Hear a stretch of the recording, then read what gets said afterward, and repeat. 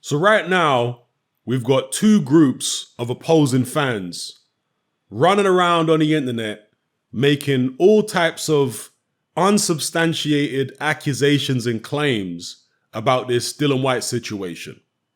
So on one side, you've got the pro Dillian Whyte, pro Matchroom crowd who are acting as though Dillian Whyte has already been exonerated and already been proven 100% innocent. Then on the other side, you've got the mainly American PBC Deontay Wilder fans who are acting as though Dillian Whyte has already been proven 100% guilty. And to both groups of fans, I would say this: hold your horses, because we don't yet know all the facts. In fact, we might not even know a small amount of the actual facts. So hold your horses until all the facts come out before you start making absolute judgments, saying that he's definitely innocent or he's definitely guilty. You don't know that. Furthermore, as I said previously, and as Eddie Hearn has once again reiterated in his latest IFL interview, which just released today, there are lawsuits flying around. I had some idiot claiming that I'd misheard or whatever, what Eddie Hearn had said in the previous IFL video. No, I hadn't misheard. Eddie Hearn said in that interview that there's a legal case going on with regards to certain things that certain journalists have said about this Dillian Whyte situation. And in the IFL interview was dropped today, Eddie Hearn said that there is a defamation suit at the moment going on. And he alluded to, he seemed to allude to it being Dillian Whyte putting a defamation suit on somebody or, Dillian Whyte's team. So we're talking about rich people, millionaires, who are very angry, and they don't take kindly to people accusing them of things that they can't prove.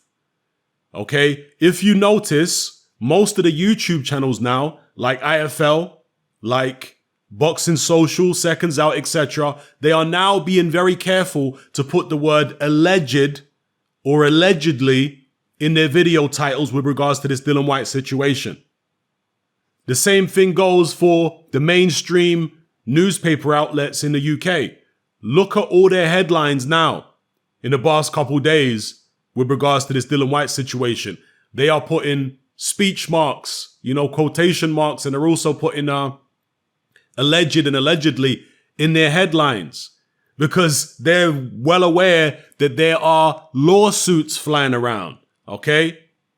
So be careful about what you're accusing people of, because you don't want to catch a lawsuit. I definitely don't want to catch a lawsuit, which is why I'm treading on eggshells and being extra careful, all right? I'm not a millionaire. Most of you are not millionaires. But the people right now putting lawsuits out, they are millionaires. So let's just be careful, okay? If for no other reason than just to protect yourself legally. Now, with that being said, have we really learned anything new since this initial story broke and we had the Thomas Hauser article? Well, no, not really. There's a bunch of people running around misinterpreting what was said in the Hauser article. First of all, the pro Dillian Whyte people who are saying that Whyte is innocent because Eddie Hearn said he was cleared to fight and why did they allow him to fight? You have completely missed the point of what Hauser claimed in his article. In the Hauser article, it said, it alleged that the only reason Dillian Whyte was allowed to fight was because UKAD were worried about being sued if his B sample came back negative after the fight. So let's say they prevented him from getting in the ring. He got in the ring, won, and they prevented him from getting in the ring. They did the test for his B sample, and then it came back negative, and he was cleared. He was innocent. He didn't take anything. He could then turn around to UKAD, according to this Thomas Hauser article, and sue them. for loss of earnings or whatever. Okay? So, again, going by what Hauser claimed in the article, if that's true, then Dillian Whyte wasn't exonerated of any wrongdoing. It was just a technicality whereby they agreed to let him fight because they didn't want to be sued. That's very different than him being innocent of taking any PEDs, okay? This is what it said in the Hauser article. Again, I don't know whether all the information in the Hauser article is accurate. I'm not vouching for Hauser. I don't know. But just understand that that is what is being alleged. Yeah? Because you got people, again, running around saying, oh, Eddie Hearn said he was cleared to fight and that's it and it's all done. Being cleared to fight, according to what Hauser says, is very different than being cleared of any wrongdoing. Very different things, okay?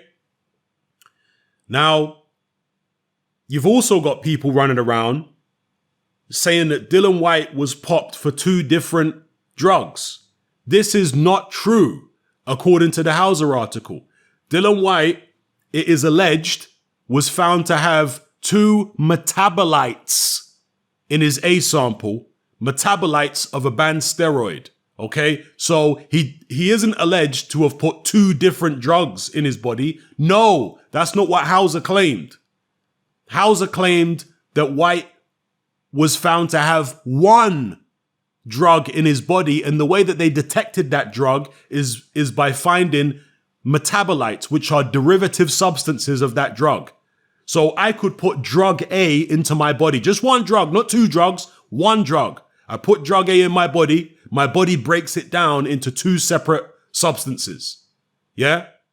So understand exactly what Hauser said in the article. He did not claim that there were 2, drugs that Dillian Whyte tested positive for. No, it's 2 metabolites, which are derivatives of 1 drug.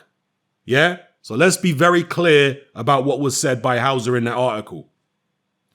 Now, since then, you've had a lot of virtue signaling going on, of course, by people like Deontay Wilder. You had some idiots on, the last bit I did about this situation. Some idiots turning up in the comments saying, oh, I knew you'd have to bring Wilder up. Well, you didn't have any problem with me criticizing Eddie Hearn for being a hypocrite. But when I come out and criticize Deontay Wilder for essentially also being a hypocrite, oh, now you got a problem with it. I mean, bias much? And you had some people saying that Deontay Wilder's brother Marcellus didn't fail a drug test. Yes, he did fail a drug test. Get your facts straight. Yeah, the only thing we don't know about Marcellus Wilder is what substance it was. We know it was a banned substance. We just don't know specifically what substance. Okay, but Marcellus Wilder did fail a drug test, which is why his fight here against Mark Sanchez, which was originally a TKO win for him, got changed to a no decision by the Texas Commission. They changed it to a no decision and he got banned for, I think, several months because he failed a drug test. They just haven't disclosed what drug it was. That's all. But it was a banned substance. And you've even got World Boxing News, which, by the way, is extremely pro-Wilder. World Boxing News, from what I have seen anyway. The articles I've read, they appear to be very pro-Wilder and certainly not impartial. Okay, but even they have, they've put out this paperwork with a lot of parts, redacted. They've put out this paperwork which shows, this is from the Texas Department of Licensing and Regulations, and it shows that Marcellus Wilder was suspended for violation of rules. He did fail a drug test. Now, World Boxing News claims that it wasn't a performance-enhancing drug. All right, so they're alluding to it being just a recreational drug or something, but yet they don't name what the drug is.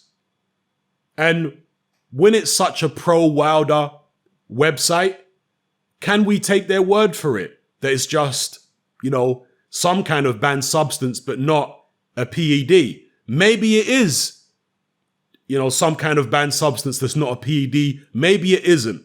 I do find it curious that none of these publications are willing to name the substance that Marcellus Wilder tested positive for. Nobody's naming it. But what we do know is that he tested positive for some kind of banned substance, and he did receive a ban, a suspension.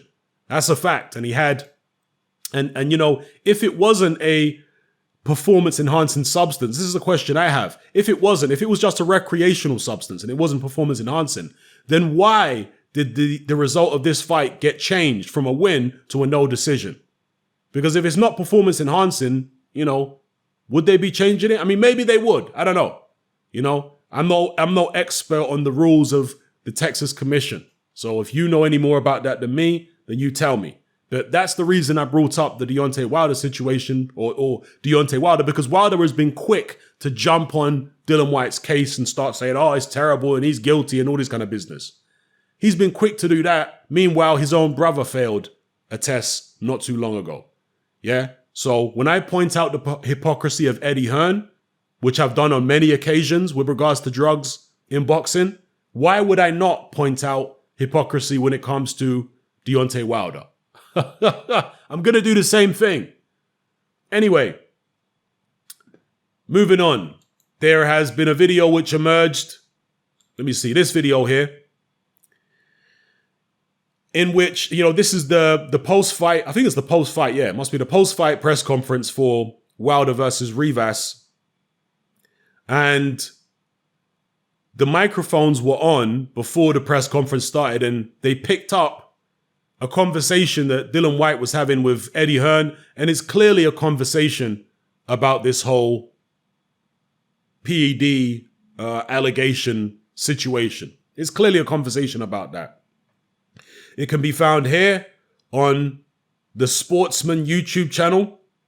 It's right at the start of the video, and you can listen in to what they were saying in that conversation and take from it what you will. Me personally, I don't really take much from it. I mean, they're obviously talking about the situation, but they didn't say anything particularly enlightening from what I heard. I know some people have tried to transcribe what they've said, but even the transcriptions of it, I can't really glean any useful information, at least nothing I didn't already know from what was said in this conversation. But it is what it is. People wanted to hear me talk about it. So what else has been going on? Well, Frank Warren, of course, as you would expect, has been coming out virtue signaling, saying it's terrible that Rivas was unaware of Whyte's test. And on the surface, I would have to agree with Frank Warren. I think most people would agree who look at this objectively, that for Rivas to not be told that there was some kind of discrepancy, allegedly, with one of Dillian Whyte's samples, for him to not be told that is really, really bad, okay? That's how it looks as an outsider looking in, okay? I don't have all the facts, but it looks bad at first glance. However, in some of the interviews that Eddie Hearn has been doing, and I'm not saying he's telling the truth. I don't know if he's telling the truth or not, okay? But in some of the interviews he's been doing, he has repeatedly said that the UCAD protocol, when they find an abnormality or whatever in somebody's sample, the UCAD protocol is to keep it confidential. They don't notify all parties. All right? Now, he seems to be insinuating that that's the reason that Rivas's team were not notified, because of UCAD's confidentiality agreement with the fighter and whatever else. That appears to be what Eddie Hearn is using as his reasoning for why Rivas wasn't told. Again, whether or not he's telling the truth, I've got no idea. All right? But that appears to be his reasoning. And even if that is true, to me, it would show a serious flaw in UCAD's system. Because if Dillian Whyte was still being investigated after that hearing that they had on the day of the fight or the day before the fight, whatever it was, and they just let the fight go ahead because they wanted to cover themselves legally, you know, and they kept it all confidential because it's part of their protocol. If that's the case, then they need to change their protocol. Yeah? Because we cannot have any fighter, okay? I'm not talking about anybody specifically, but we cannot have any fighter who is under investigation for PED use getting into the ring without the opponent knowing that he's under investigation. And for PED use for that particular fight, for that particular training camp. Yeah, we cannot allow that to happen. We've just had some deaths. As Frank Warren points out in this article, we've just had some deaths. We cannot allow juiced up fighters, whoever they may be. I ain't pointing fingers. I'm just talking in general. You can't allow juiced up fighters to get in the ring with anybody, particularly not without informing the opponent to give them the choice about whether or not they want to proceed with the fight. So that's what I'll say about that. Again, once we have all the facts, then we'll be able to make a better judgment about what we think Eddie Hearn should or shouldn't have done. And we can make a better judgment about Eddie Hearn's moral stance or lack thereof in this particular instance. Okay? So let's just wait for the facts to come out. Now, this BBC article claims that if Dillian Whyte is found, in fact, is it this, sorry, I think it's a different article here. Where's the article I was looking for? There's another article here. Oh, sorry, it's this Mail Online article. Yeah, this Mail Online article claims that if Dillian Whyte is found to have been doping, if his B sample comes back positive and, whatever investigation goes ahead and he turns out to be guilty, they're claiming that he could face a potential 8-year suspension, which would effectively mean that his career is over. Dillian Whyte is already, 31 years old? So if he faced an 8-year suspension, that's it, his career done. However, his career done, you would think, at least in the UK, but would he be allowed to compete overseas? He probably would. So maybe let me, revise what I just said. Maybe his career wouldn't be done. Because, for example, Tony Thompson failed a PED test in the UK. He went ahead and fought in other countries. And there have been other fighters as well who have failed tests and have gone and fought in other countries.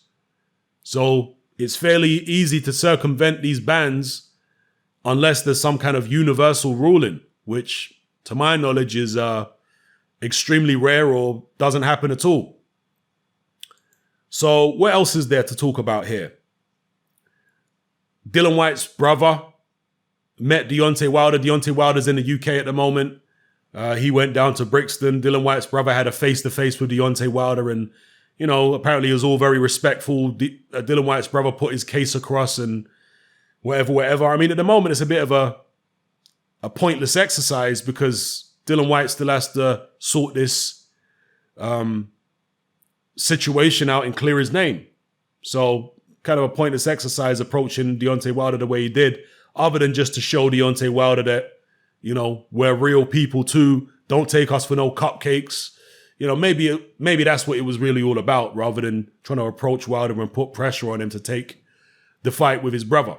So who knows what that's all about. Now, as far as the people running around saying it's an Eddie Hearn conspiracy and he has collaborated with UCAD and there's all kind of other stuff going on, once again, what UCAD are alleged to have done, which is allow Dillian Whyte to fight after he allegedly tested positive for something, they have done this before, right? They did it with Tyson Fury, and Tyson Fury is not an Eddie Hearn fighter. Yeah? Tyson Fury tested positive for nandrolone after his fight with Christian Hammer back in 2015. The public were not told about it, and I think he might have tested positive. I'm not sure if he tested positive before or after that fight. I'm not sure, okay? But what we do know is that the public were not told about Tyson Fury's test. Tyson Fury then went ahead and fought Klitschko, and it was only after the Klitschko fight, several months after the Klitschko fight, that this news broke that Tyson Fury had failed a test. And that's because UCAD, again, have this apparently have this confidentiality policy, and on top of that, because you didn't hear Christian Hammer saying anything about Tyson Fury's failed test, you didn't hear Vladimir Klitschko saying anything about Tyson Fury's failed test, because you have to assume they didn't know. They weren't told. UKAD, as far as I'm aware, didn't tell them. So Fury was, permitted to keep on fighting. He went and fought Klitschko in Germany, which is obviously a different jurisdiction, but still, no ban had been imposed on Fury at that point, even in the UK. So he went ahead and fought Klitschko after the Klitschko fight. Then we get this news that Tyson Fury and Hughie Fury had failed tests. So this appears to be a UKAD procedural thing, not an Eddie Hearn conspiracy, but a UKAD procedural thing. The criticism that might be valid of Eddie Hearn is whether it was right for him to allow the fight to take place. Again, Eddie Hearn claims that he wasn't allowed to stop the fight. But was he allowed to tell Oscar Rivas? Because if he was allowed to tell Oscar Rivas, and if that doesn't violate any contract, then he should have told Oscar Rivas. Should have told that team. All right? That is one thing we can say. But with regards to what's going on with UKAD and them clearing Dillian Whyte and all this kind of business, that appears to just be their procedure, the way they do things, because it was a very similar situation when Tyson Fury and Hughie Fury failed their tests. And I've seen some people say that Tyson and Hughie didn't really fail and they were cleared at the end of it. No, they were not cleared. This is the UKAD website. This is the joint statement between UKAD, Tyson Fury and Hughie Fury, a joint statement where they came to a resolution. And in the joint statement, it clearly states, let me find the bit now. It clearly states here that, well, let me just read this part. It says, UKAD's position is that the anti-doping violations it has asserted have been committed and the consequences set out in the UK anti-doping rules should apply. Tyson and Hughie's position is that they have never knowingly or deliberately committed any anti-doping violation. So they didn't deny that there was elevated levels of nandrolone in their samples, Tyson and Hughie, according to the joint statement that they all put out in the resolution. Okay? They just denied that they deliberately took anything for, elevated levels of nandrolone to appear in their system. It says here, in recognition of the respective counter-arguments and the risks inherent in the dispute resolution process, each side has accepted as a compromise of its position. The proceedings have therefore been resolved on the following basis. The anti-doping rule violations based on the reported presence of elevated levels of nandrolone metabolites are upheld. So UKAD have upheld their ruling that Tyson Fury and Hughie Fury were in violation and that there was elevated levels of nandrolone found in their samples. It also says the refusal charge is withdrawn. Hughie and Tyson Fury each receive a 2-year period of ineligibility and their results from their respective fights in February 2015 are disqualified. Now, if you go on to BoxRec, the fight which they're referring to, I can't remember who Hughie Fury fought in February, but Tyson Fury fought Christian Hammer in February 2015. It says here that that result should be disqualified or changed. That result hasn't been disqualified or changed. I don't know why. I also don't know why the result of Erkan Tepe versus David Price hasn't been changed on BoxRec, because the German commission changed the result to, I think, a no decision or no contest, but BoxRec and the European, the body that does the European titles and all that kind of stuff, whatever they're called, European Boxing Union, maybe it is, they've upheld the original result, which was a second round KO win for Erkan Tepe. Hopefully I didn't just say Christian Hammer a second ago. Yeah, Erkan Tepe against David Price, they've upheld the original result. I've got no idea why. Same thing for Tony Thompson, who failed a test for one of the David Price fights. That result has been upheld and they haven't overturned it, even though, Tony Thompson did fail a test. So I don't know why in some of these cases where people actually do fail tests and it's been proven and whatever, they don't overturn the result. I don't know why. You'd have to speak to commissions. You'd have to talk to BoxRec and I don't know. But I'm just giving you the facts of the situation, okay? So there is ostensibly, apparently, similarities between what happened in the Tyson Fury UCAD case and what is alleged to be going on in the Dillian Whyte UCAD case, okay? What else do we have here? Okay, there's some other things I want to talk about with regards to some other stories going on in the boxing at the moment. But yeah, that's it right now with regards to this Dillian Whyte situation. He put out a statement, which was a disappointingly short statement. There wasn't really much information in there. He just said that he beat Oscar Rivas fair and square. He's obviously not allowed to talk as much as he would like to because of the fact that there's a legal case going on. And when lawyers get involved, yeah, you can't really talk much. Yeah. And going back to Frank Warren, and I agree with, some things he says in this article. At the same time, Frank Warren was working with Tyson Fury in the lead up to the Klitschko fight. So when Tyson Fury allegedly failed this test, was Frank Warren informed? Did the test occur before the Christian Hammer fight or after the Christian Hammer fight? Frank Warren got Tyson Fury into the position of fighting against Vladimir Klitschko, but to my knowledge, he didn't promote that fight. It was Mick Hennessy along with, Klitschko's team and all that. So maybe Frank Warren has got some kind of plausible deniability if anybody tries to accuse him of hypocrisy, because, Tyson Fury, although Tyson Fury, it has to be said, was clean in the Klitschko fight. Okay, that's one thing I want to make 100% clear. He was clean in the Klitschko fight. Yeah? But he certainly was allowed to proceed and wasn't given a ban until after the Klitschko fight, when he'd popped dirty against Christian Hammer. So, maybe some more investigation needs to be done into that. Obviously, Frank Warren is an opportunist in this instance, as is Eddie Hearn in many instances, as is Al Heyman, as is Deontay. I mean, it's an opportunistic boxing world, isn't it? Where everybody's looking for one-upmanship and they're always looking to use any little piece of news, positive or negative, to their advantage. All I do is just, when I can, point out when people are being hypocritical. Frank Warren, Frank Warren's definitely done some questionable things throughout his boxing career, morally questionable.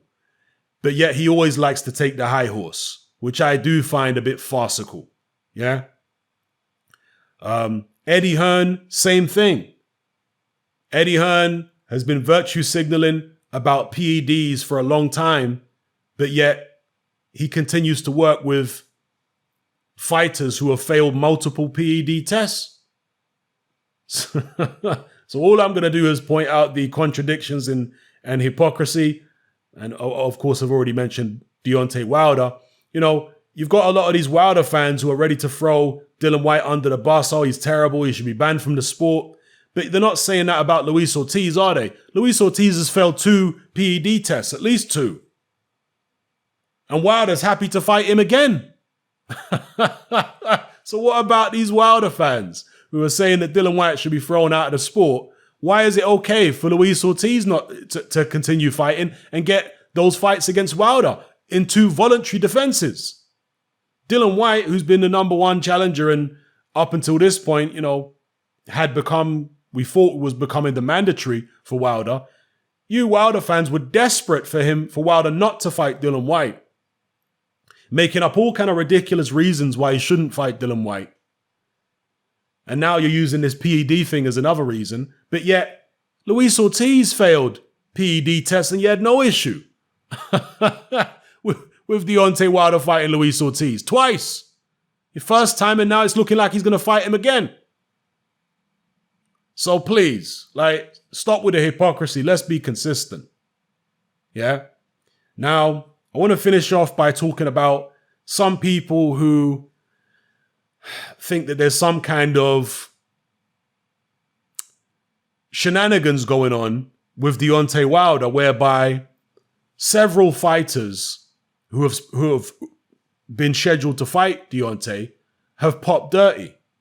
And so some people are theorizing that there's some kind of foul play, that Al Heyman or somebody on Wilder's team is managing to bribe people in whatever testing organization or bribe commissions to make the opponent's test come up dirty. This is what some people are alleging or, theorizing about. I remember when Deontay Wilder was going to go fight Alexander Povetkin in Russia, and then Povetkin popped dirty, and then all of a sudden people are saying, oh, well, it's Al Heyman. He made Povetkin pop dirty. First of all, there's no evidence for that at all. And I defended it at the time because people were just making all these unsubstantiated claims, blaming it all on Al Heyman. There was no evidence that Al Heyman had set anybody's test up.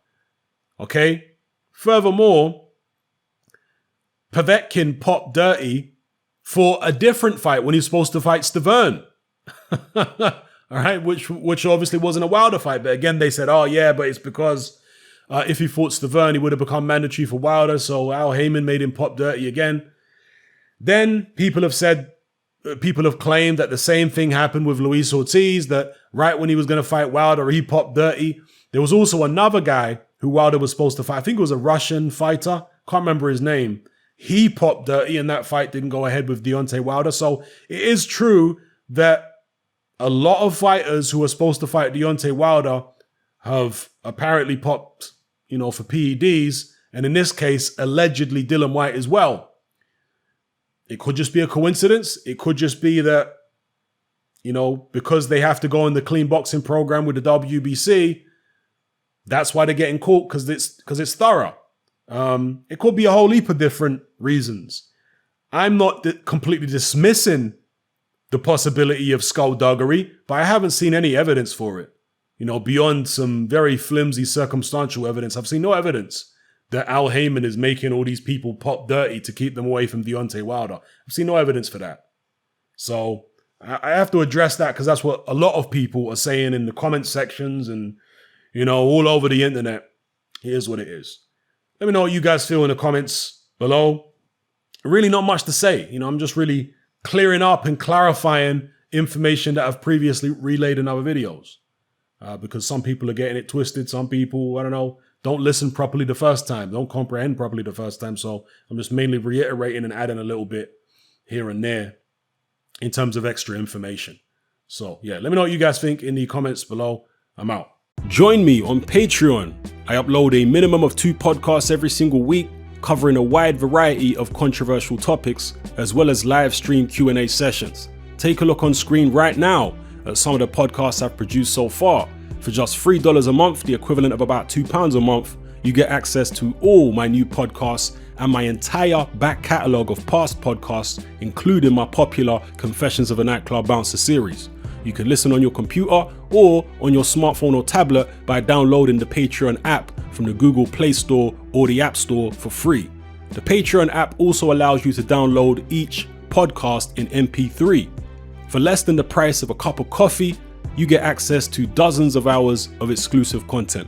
It's easy to sign up, there's no contract, and you can cancel at any time. So come and join our community of free and critical thinkers by signing up with me here on Patreon today.